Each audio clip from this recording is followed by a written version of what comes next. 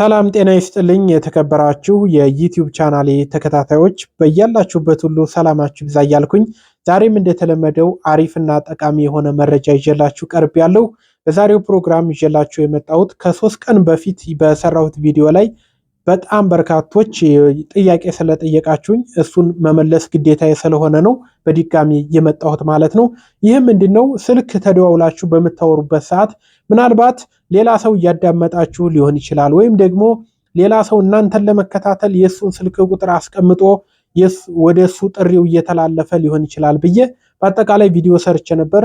እናም የብዙዎቻችሁ ስልክ እንደተጠለፈ ነግራችሁኛል ማለት ነው።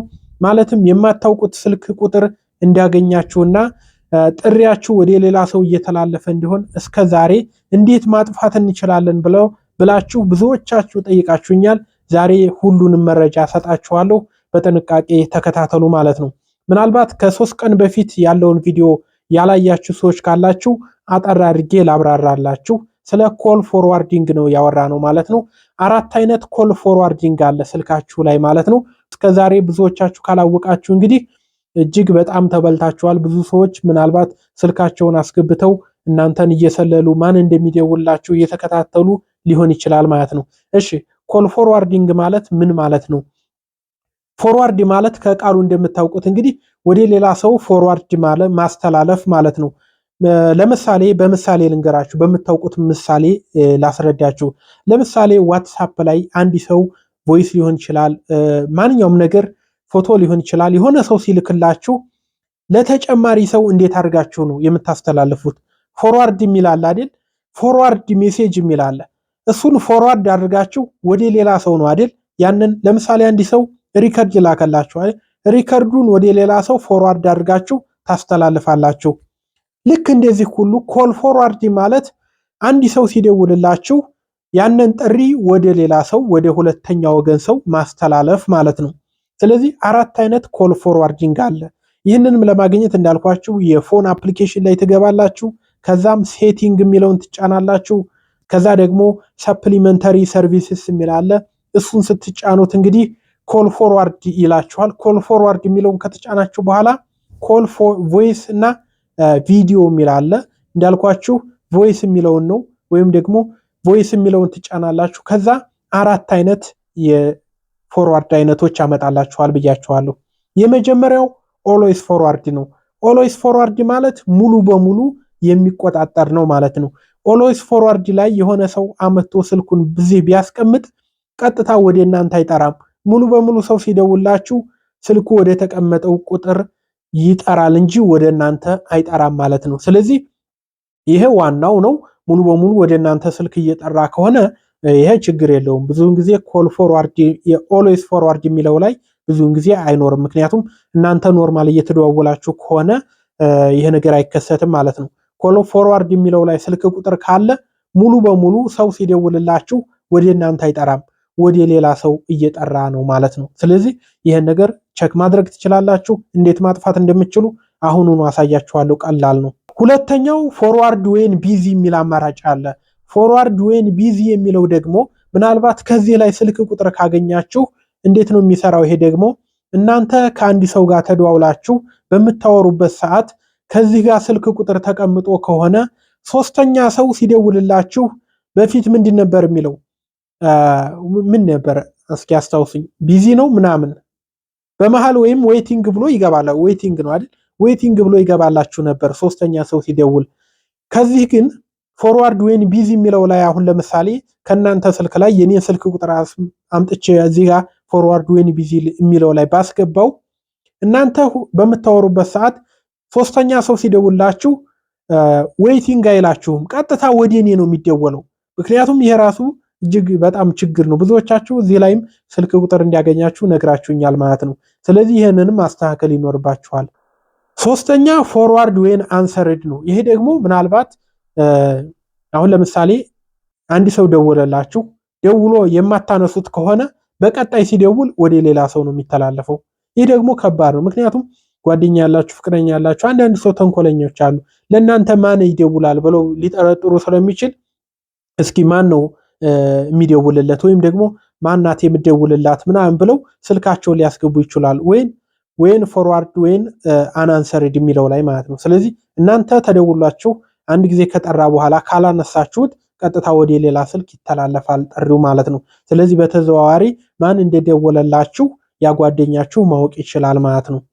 የመጨረሻው አማራጭ አራተኛው ፎርዋርድ ወይን አንሪችብል የሚለው ነው። ይሄ ደግሞ እንዳልኳችሁ ስልካችሁ አገልግሎት ክልል ውጭ ሲሆን ኔትወርክ ሳይኖረው ባትሪ አልቆ ምናምን አገልግሎት በማይሰጥ ሰዓት ሰው ሲደውላችሁ ቀጥታ ወደ ሌላ ስልክ የሚተላለፍበት መንገድ ነው ማለት ነው።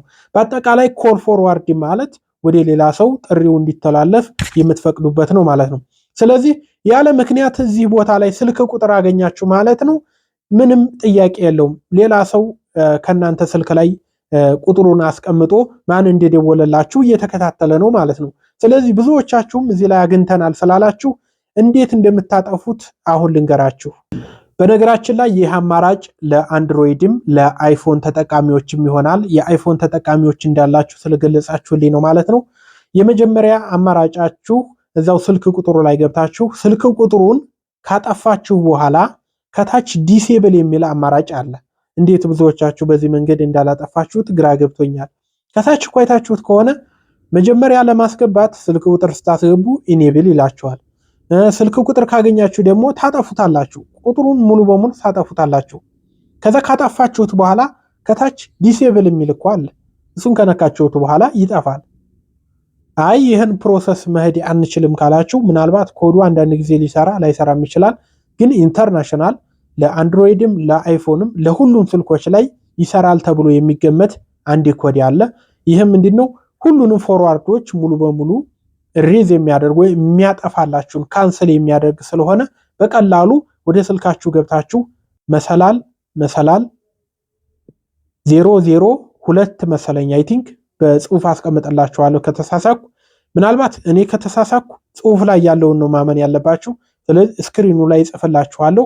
መሰላል 002 መሰላል ብላችሁ ስትደውሉ አውቶማቲካሊ ሁሉንም ያጠፋላችኋል ማለት ነው። ስለዚህ መጥፋትና ለመጥፋቱን እናንተ ወደ ስልካችሁ ሴቲንግ ሄዳችሁ ማረጋገጥ ይኖርባችኋል። ሁሉም ኖ ፎርዋርድ ማለት አለበት ማለት ነው። ኖ ፎርዋርድ ማለት አለበት። እዛ ላይ ስልክ ቁጥር ካለ ያለ ምክንያት ምን ሊያደርግ አንድ ሰው ከዛ ላይ የሱን ስልክ ቁጥር ሊያስቀምጠው ቻለ? ምክንያቱም ምናልባት አረብ ቤት ያላችሁ አረብ ሀገር ያላችሁ አረቦች እንደዚህ አይነት ነገር በነገራችን ላይ መረጃ ስለሚከታተሉ ያውቃሉ።